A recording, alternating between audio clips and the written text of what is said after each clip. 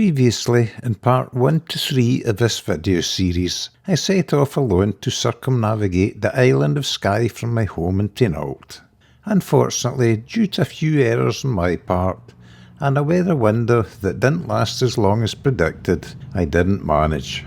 To say I was disappointed is an understatement, as I had waited the full year for a decent spell of weather, as there are only a few chances per season.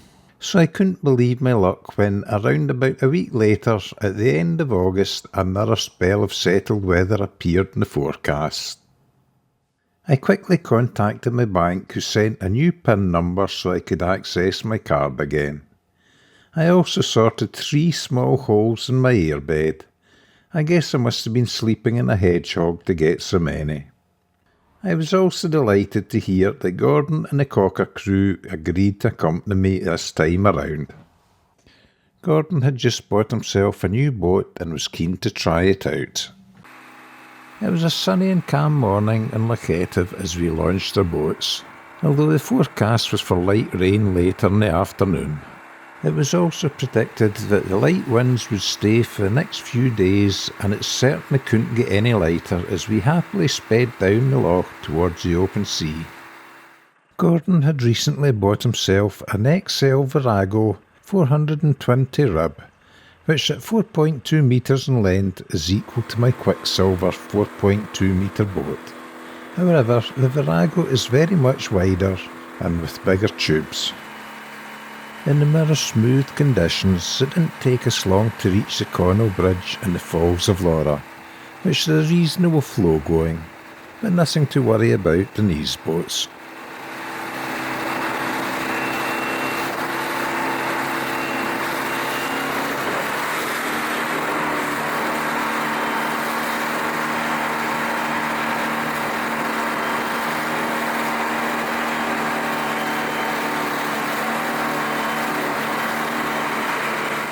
And soon we were in the open sea of the Firth of Lorne, heading for the Sound of Mull. Gordon had a new 30 horsepower Taynuilt 4-stroke in the Virago, complete with electric start and power trim and tilt, so capable of being faster than my 25 horsepower Yamaha outfit, but as he was still running in, we were happy to cruise around 18 miles per hour.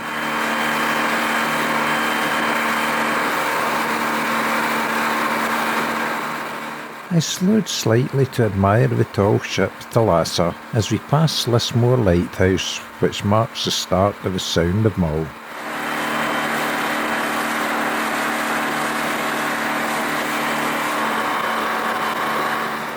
As we started up the Sound, it was clear that the sky had started clouding over, proving the prediction that light rain was not so far away.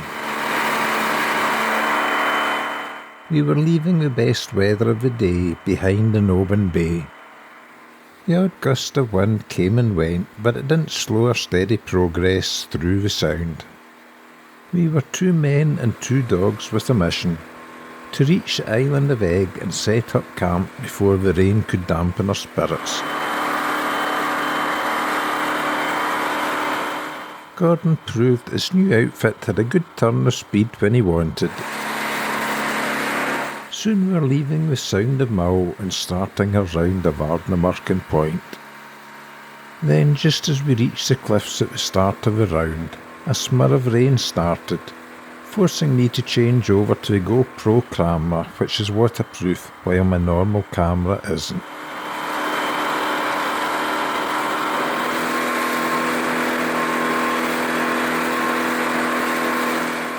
Although it was a bit damp, the wind was negligible and the sea remained calm.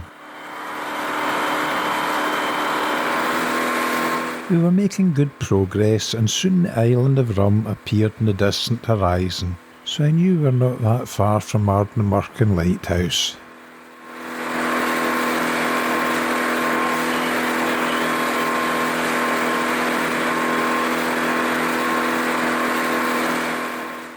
As we rounded the headland, I could sense the sheer volume of water flowing against us, so I was glad there was no wind to stir it up.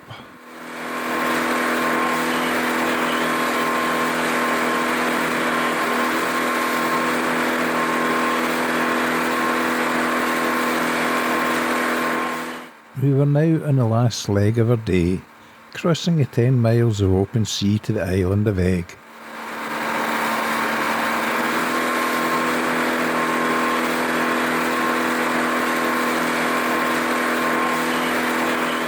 The island of Muck is to the left, behind it is Rum, and on the right hand side is Egg.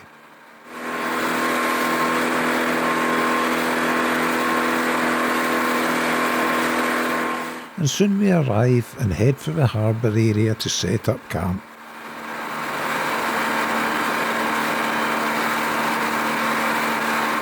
Because the tide was out, the harbour area was left high and dry, so we parked the boats on the beach outside the harbour, then quickly set up our tents during a lull in the rain.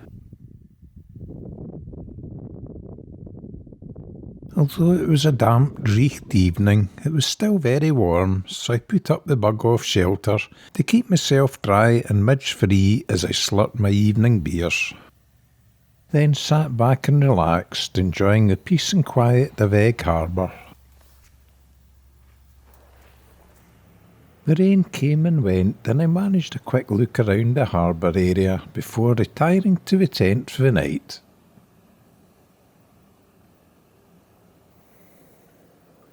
And I slept like a log. Day 1 was done. Day 2 started with an early rise, just as the sun was getting up. I was delighted to see the sea was flat calm and the rain had stopped. After a leisurely breakfast, Gordon and myself dismantled camp and clambered back into the boats. Our plan for the day was to go round the scenic side of Egg, cross to the island of Rum before crossing to Skye and exploring its western coast as far as Loch Brackadale, where we would camp overnight.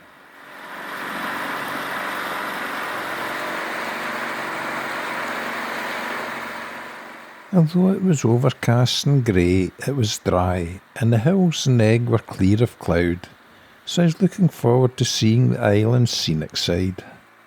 And it most certainly didn't disappoint.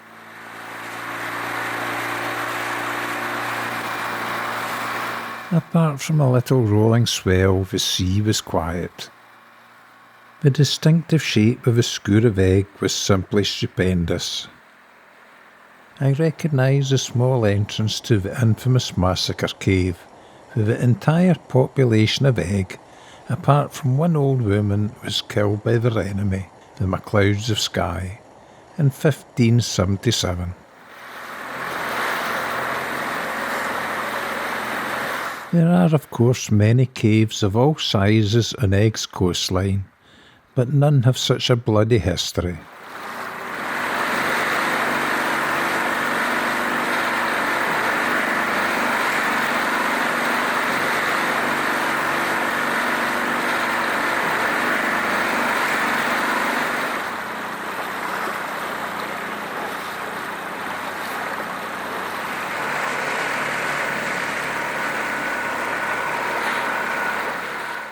There are a few reefs and submerged rocks to watch out for near the northwestern tip of Egg, but they were well marked by the ever-increasing swell.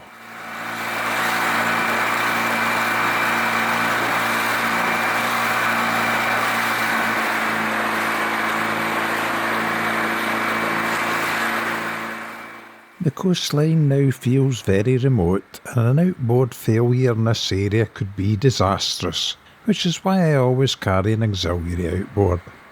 Incidentally, in my experience, 2 metre high swells in this area are normal, even in calm days. A strong tide runs between the 2 islands which can cause these surges, so not an area for inexperienced people in small boats.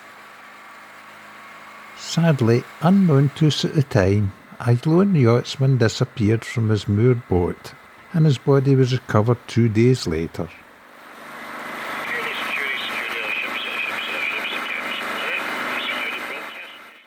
So please don't think that it's simply a case of buying an inflatable boat then you can safely visit these islands. I have a lifetime of experience and know the area well.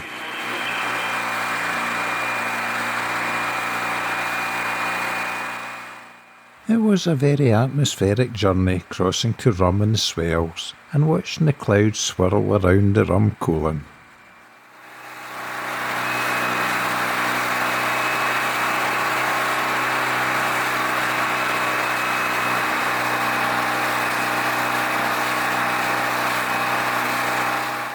It didn't take us long to cross the channel and to reach more sedate seas again, as we cruised the southwest coast of Rum heading for Loch Brackadale.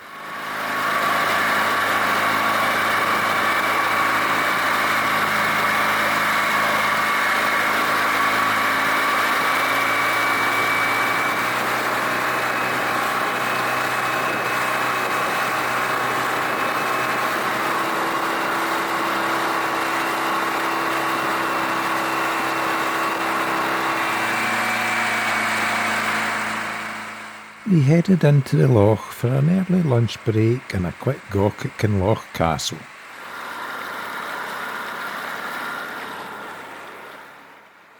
In 1884, Rum was bought by a John Bullock who wanted to turn it into a shooting estate by introducing new stock of deer and game birds.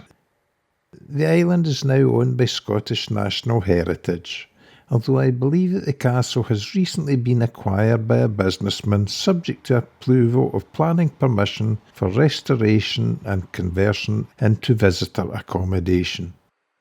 The island itself is an important ecology research centre into red deer and a very successful reintroduction centre of the white-tailed eagles. Refreshed, relaxed and relieved, we jumped back into our boats and continued on our way to Skye, passing the Blue Clipper, which I had already admired in my first attempt to go round Skye.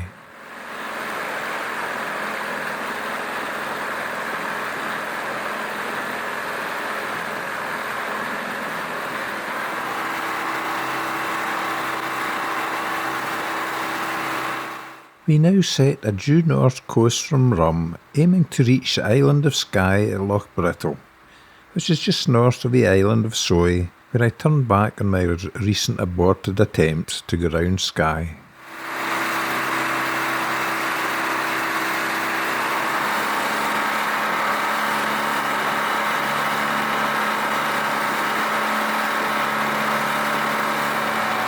I resisted the temptation to have a detour to the island of Canna on the way. And soon we were at the Skye coastline where Loch Brackadale meets the sea.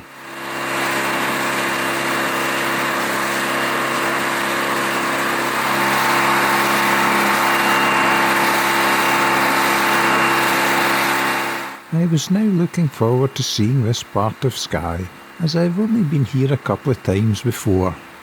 It's a very inaccessible coastline and requires calm weather, as there is nowhere to land if things don't work out as planned.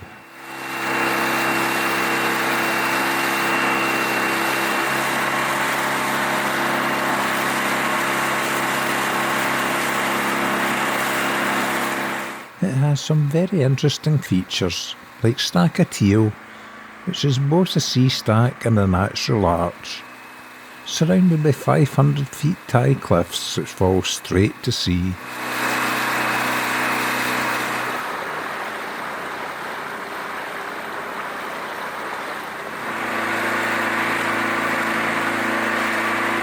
Now passing the entrance to Loch Brackadale and approaching a solid lump of Stack of Merry.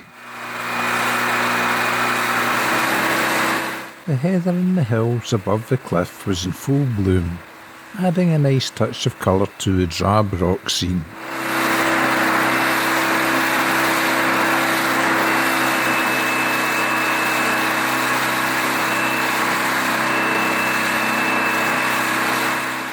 A white-tailed eagle added a bit of movement to the still scene as it flew past the sea stack.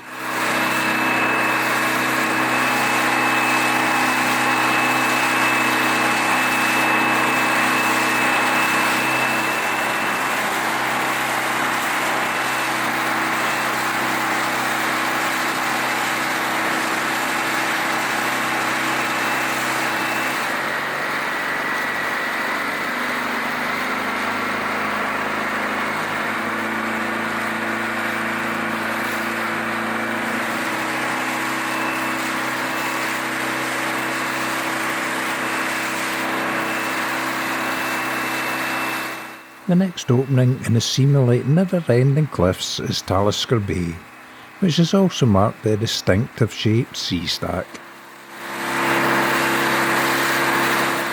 Although we didn't land, as we were now not far from our destination of the day, Loch Brackadale, Talisker Bay is one of only a few sandy beaches in Skye.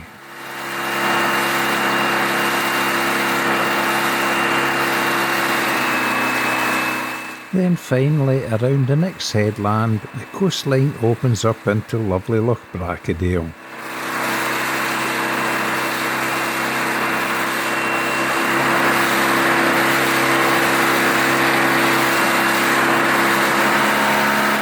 We now headed for Harlosh Island in Loch Brackadale, as it was our intended camp spot for the night. I noticed Gordon, who was in the lead, starting to slow, and I wondered why, until I saw the pod of common dolphins cutting across our heading. So I altered course and ran beside him for a while to save cutting across their noses.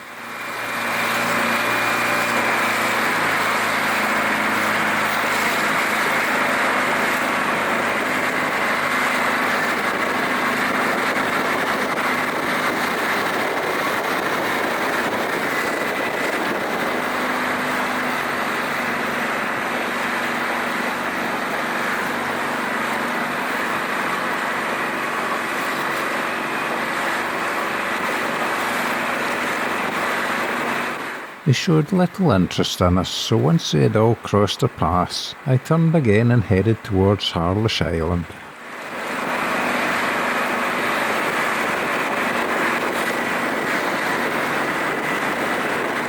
Harlosh Island is a small, uninhabited island in the middle of Loch Brackadale, and it has one of those rare sandy beaches. It also offers shelter from most prevailing winds. At first glance, a perfect paradise for a night's camp, but in fact it turned out to be Harlosh Hell. We landed at low tide during the early afternoon, and after another sandwich and coffee, I looked around for a spot to pitch a tent. The long grass was soaking wet, and because there was a nice breeze blowing, I presumed it would soon dry out, so decided to wait a bit by having a walk. And sure enough, the breeze started to dry the grass nicely.